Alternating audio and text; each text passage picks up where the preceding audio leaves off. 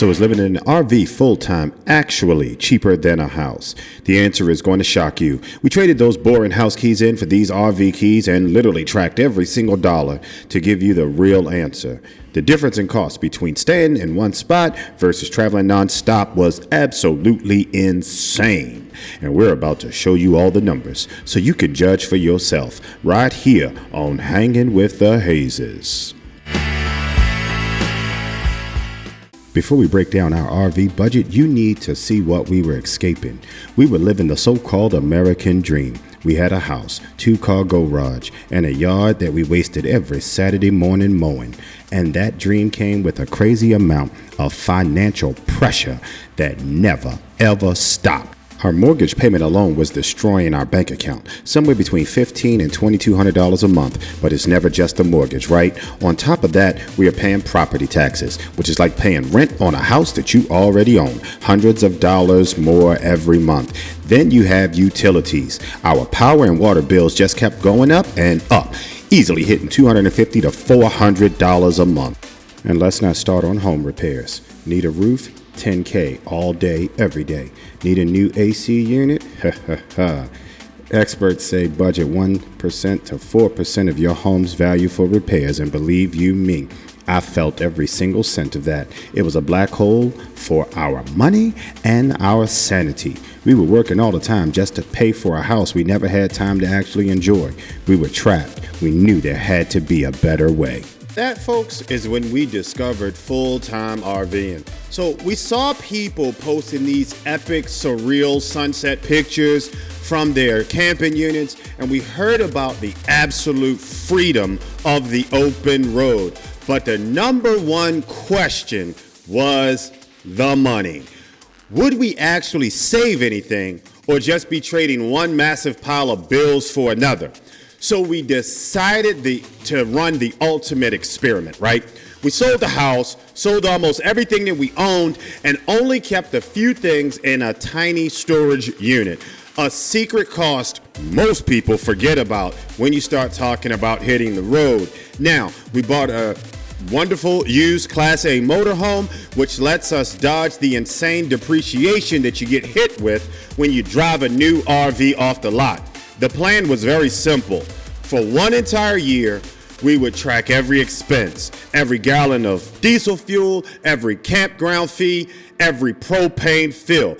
But we tested 2 totally different RV styles of camping. For the next 6 months, we wanted full nomad life, traveling across the country nonstop. We were going to find out once and for all what this life really cost.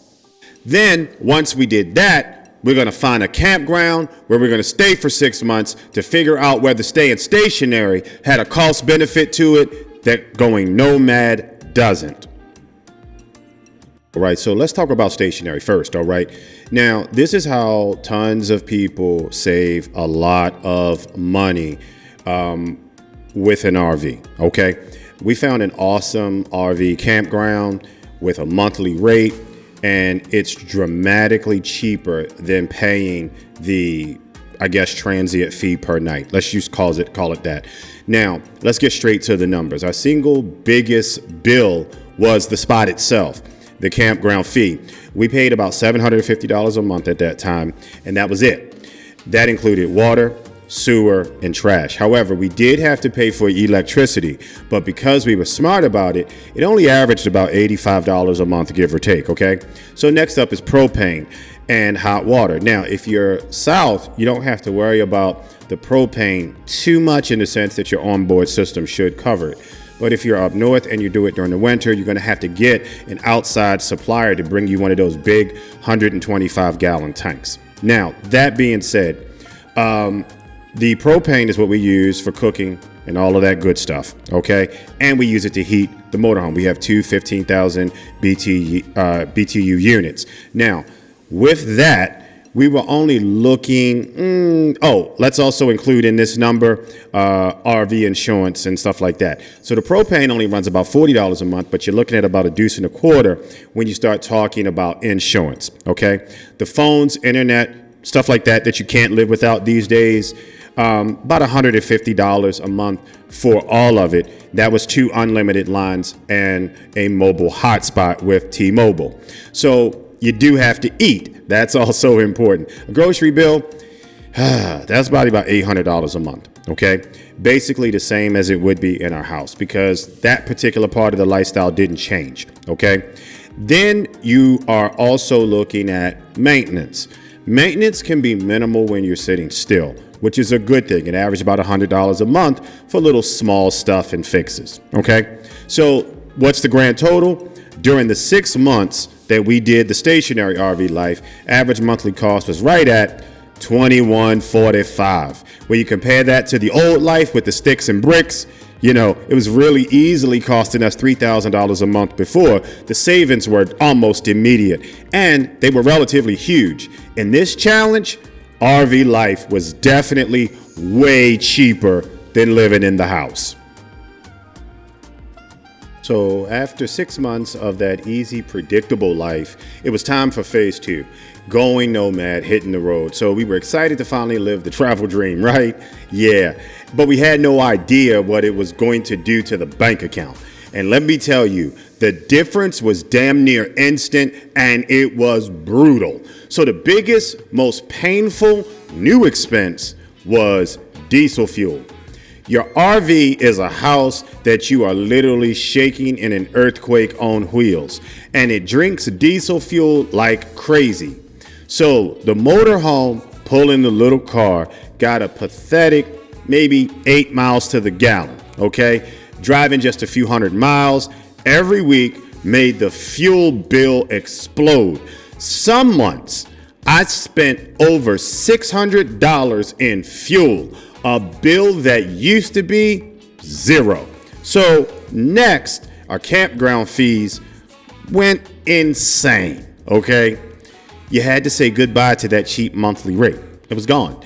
Now you're paying nightly, which can be anywhere from $30 a night in a nice little, state park or something like that, to over $100 a night. And even with discount clubs, average spending on campsites jumped to about $1,100 a month. We tried to do some free camping, but that has its own hidden costs with it, like needing solar panels or a generator to make sure that you consistently have electricity. We limited to a 7,500 watt generator. So it takes diesel fuel. You know what goes up even more? Fuel. Once again, food budget. Let's talk about that. Fuel for the soul. That took a serious hit.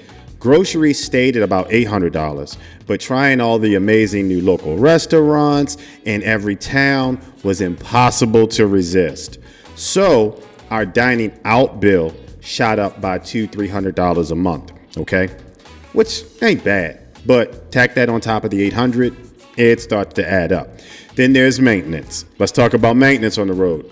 All that rattling down the highway destroys your unit. It just does. It does, okay? Things break way more often. So we had to replace all kinds of sort of little things. Some people have to replace tires. We had to fix a slide that decided that it didn't want to move and deal with a million other problems. Okay, maintenance costs doubled to about $200 on average a month. But that is good, and we are lucky that it was not more.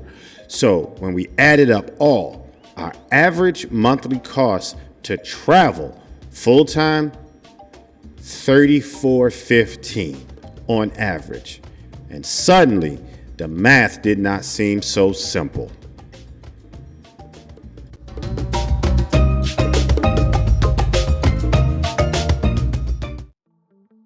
Okay, so after a year of tracking every single penny, it's time for the final showdown. Let's put all three lifestyles side by side to finally answer the question, is full-time camping cheaper than living in a house? So let's go back to the beginning. First, our old house. With the mortgage, taxes, utilities, and repairs, we were burning through about $3,000 every single month at minimum. That's our baseline. So next, stationary RV life. With a cheap lot rent, okay, almost no fuel cost, Low utilities, our monthly expenses plummeted to just $21.45. That's a savings of over $850 a month. That's more than $10,000 a year. For us, that is life-changing money, okay? That's money that can go into savings for retirement or whatever else you need to do with it. Finally, living life as traveling nomads. This is where the numbers told a story we never expected. With the insane cost of diesel fuel, nightly campground fees, more repairs, our monthly average shot up to $3,415. That was an average. That's right. It was more expensive for us to travel full time than to live in our house. The numbers, folks, do not lie. The dream of exploring the country was not, and I say that again, not a money-saving hack. It was a premium lifestyle choice that we were paying extra for. The cheapest way for us to live, by far a massive margin, was stationary RV living. Your spending is a direct result of how fast you travel. But, and this is a huge but, your costs could be totally different. It all depends on a few major things. And I want to go over those because if you're smart, you can travel actually for way cheaper than we did it. First, your RV, okay? If you have a loan on your rig, you're screwed because you got to pay that. That is a significant cost. However, if you buy an older RV with cash and have no RV note, you're almost saving thousands of dollars. But if you buy brand new, six-figure motorhome, your costs are going to triple what we were paying. Secondly, your travel style is everything. We moved a lot. If you travel slow and stay in one place for like a month or so, maybe a few weeks, it will crush your fuel and campground cost significantly. Third, your taste. If you master boondocking, which is free camping, and get a good solar setup, your campground fees could be damn near zero. But if you only stay at luxury resorts and swimming pools and all kinds of jacuzzis and decks, you're going to spend $2,000 a month just on parking. That's just what it is. And don't forget the little things that do add up. Laundry, propane, paying your dump to, dump your tanks if you don't find somewhere free. So in conclusion, is it worth it? Let's get back to that question because the truth is, is RV camping cheaper than a house? For us, yeah, the answer was definitely a yes. But only when we stayed in one place. The second we started traveling nonstop, it became more expensive than our old life, okay? So the real value isn't just about money.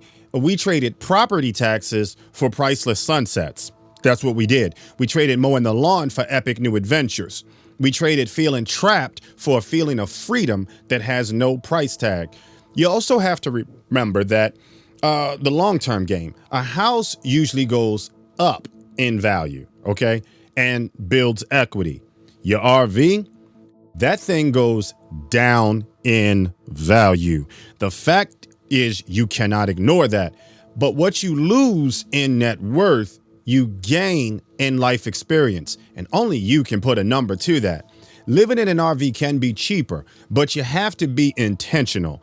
It forces you to control your money. For us, it was the ultimate reset button. It let us escape the crushing weight of a mortgage and design a life that was 100% our own. It's not always cheaper and it's not always easy, but is it worth it? Absolutely.